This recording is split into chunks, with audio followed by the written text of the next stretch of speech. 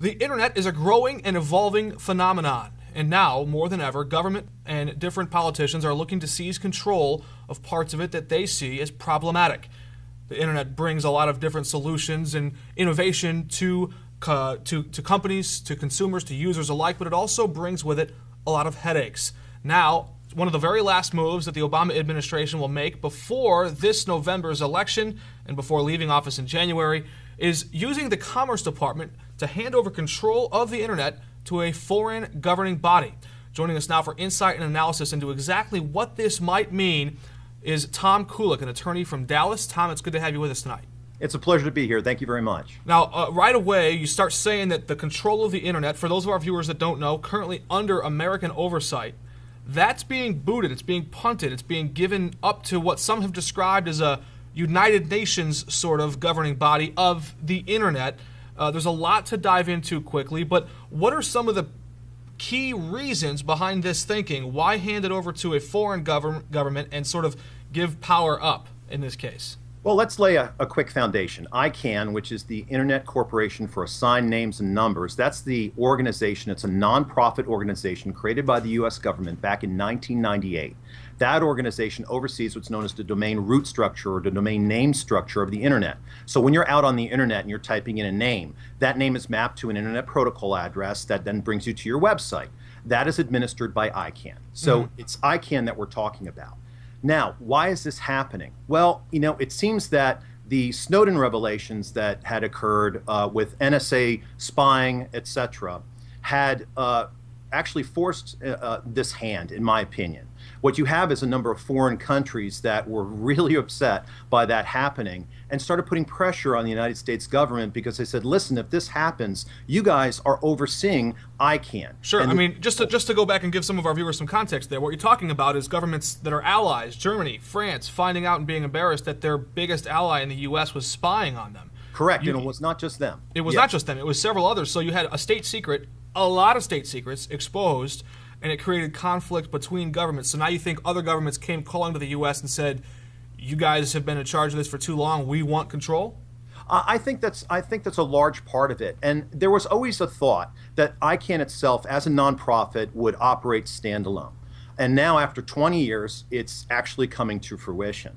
And I think the pressure that was put on by the international community helped actually foster this occurring. And over the last 2 years, there's been this consistent move now to take the U.S. back from that oversight of ICANN regarding the domain name system. This might be hard to speculate, but obviously state secrets getting out is something that Washington did not want to happen. If this control goes to a international governing body, would state secrets being leaked on the internet become less likely to happen? Would that become something that they would censor or block?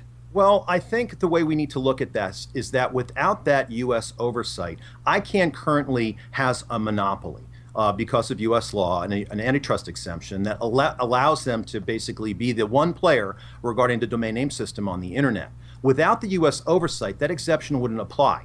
So many people in the community now are saying, well, wait a minute, would ICANN, which has this monopoly, want to give that up? So there's a thought process there that ICANN itself may want to affiliate itself with another country or another governmental organization, and even perhaps the UN, in continuing this oversight model.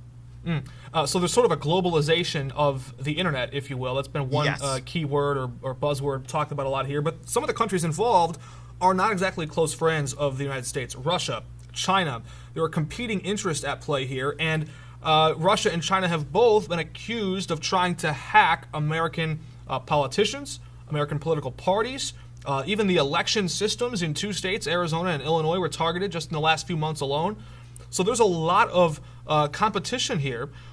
How would you expect these foreign governments to try and assert their influence or their power over this ICANN group moving forward?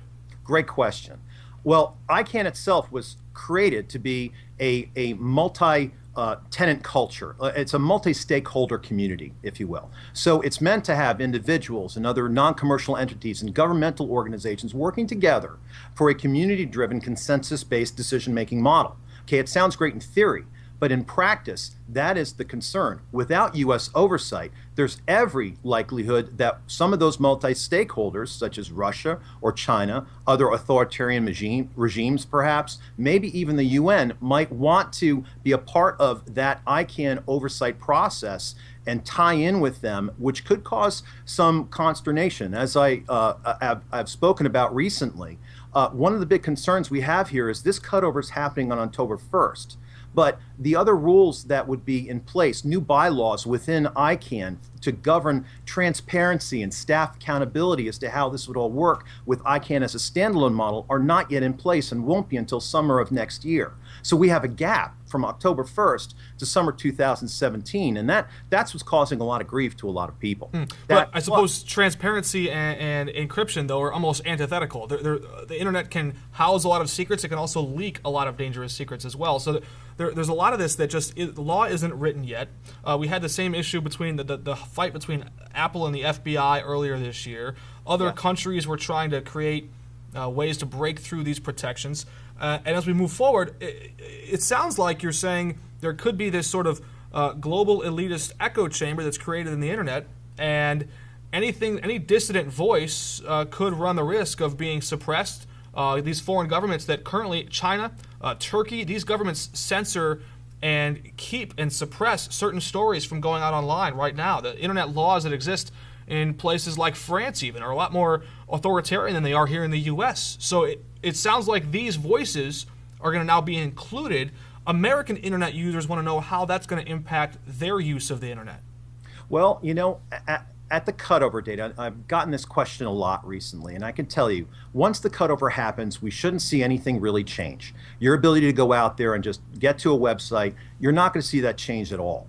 Where I think the questions are happening and the concern is happening is that some of these other nation states or other countries or even perhaps the UN would be exercising certain control, and that the bureaucracy that is already in place within ICANN would then be weighing against or balancing much more heavily than the actual multi-stakeholder community. So other interests would be having an undue influence. I think that's where a lot of people are having concern. And there's no, again, as I said, the new bylaws aren't in place. There's nothing that's there to show the mechanism that would make me feel more comfortable. I know the United States has said in its process over the last 2 years that all the criteria have been met. I don't think that's really the question we need to ask. We need to ask is, once ICANN is standalone, who's going to be exercising control and who's going to be doing that oversight? The U.S. has done that very well for the last 20 years in a fairly even-handed manner. Albeit, over the last 2 years, there's been much more of a bureaucratic play within ICANN, at least in my opinion, regarding certain applications. So when you bring it up with Turkey or Russia and the censorship that they might engage in, China especially, if there is an entity or an organization within China that might be critical of the government that wants to apply for a top-level domain extension, and ICANN denies that because China has undue influence, that's something to think about. Very interesting indeed. And we know in many cases, even locally, there's been stories where FBI has gone to a company like GoDaddy and said, we want this domain name taken down because of an ongoing investigation. It threatened public officials, and so the website was taken down. Same exact website, same exact documents, all the same things all of a sudden pop up on a .ru website outside of control of the U.S. government. Things like this, these kinds of complicated negotiations all come, they resurface, and how they might be litigated in the future becomes a big question mark. But one big prominent discussion about the use of the internet has sort of been the surge of ISIS and the way that extremist group has harnessed the power of the internet to fan the flames of their own propaganda and spread their message at lightning speed. I imagine that this group would look to control that message and control that ability as well. Well, perhaps so. I don't think, in my own opinion, that an application by ISIS for the .isis domain would actually ever happen. But that's not really what they're doing. And so the question becomes the states that they're involved in, or where they might have certain influence. Of course, what's going on in Syria, or perhaps Turkey with what's happened there. What kind of influence would be then their own influence through that nation state to the actual operation of the web. Again, it's a concern. I'm not alarmist about it, but I have raised the flag. I don't believe that this is something that we can just say, this is business as usual. It is not. There are still some pieces that have yet to be put in place that we are asking some legitimate questions about, and time will tell. Certainly something we'll keep an eye on here. It is worth noting that several evangelical and religious leaders here in the U.S., like Franklin Graham, have spoken out strongly against this, saying that this is a slippery slope, and he expects that this could lead toward big foreign government entities restricting or censoring some of the content, including religious content that appears on the internet, and that could have a chilling effect on what kind of information is available. So while you may be able to, yes, go access information you used to access, people that are posting, content creators, might have some new mechanisms or levers that are in place guiding what they can and cannot say.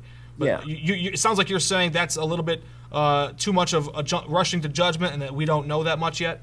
I think that's jumping forward a little bit too quickly, but I think the question needs to be asked. Because remember, ICANN is just an oversight authority for the domain names. Mostly what it's dealing with is the application for new domains. And so if you have some of those what if it's a religious organization that wants to have its own specific generic top-level domain? Is that going to go out to the highest bidder? Are they going to get it? I agree with one thing that Reverend Graham says that is absolutely correct. And that one thing is, you are dealing with a slippery slope. And although the administration has taken some time to actually step through and says that we're ready for this cutover, I think some more questions needed to be asked. And as I said before, we're dealing with a henhouse here that's overseeing the entire world's addressing structure. Right now, who's watching that when the U.S. government pulls away? It seems to me it might be the fox. So this is a slippery slope, and we should definitely keep our eye on it. And we will keep our eye on it. It's not official yet. It's supposed to happen October 1st. It could still have some bumps in the road before that takes place. From the macro sense, as we zoom out and look at this, there's also the debate over nationalism and globalism and whether or not this will still take place. Some debate left to be had. That's it for now for Tom Kulik, an attorney joining us from Dallas tonight. Tom, thanks. Thank you very much for having me.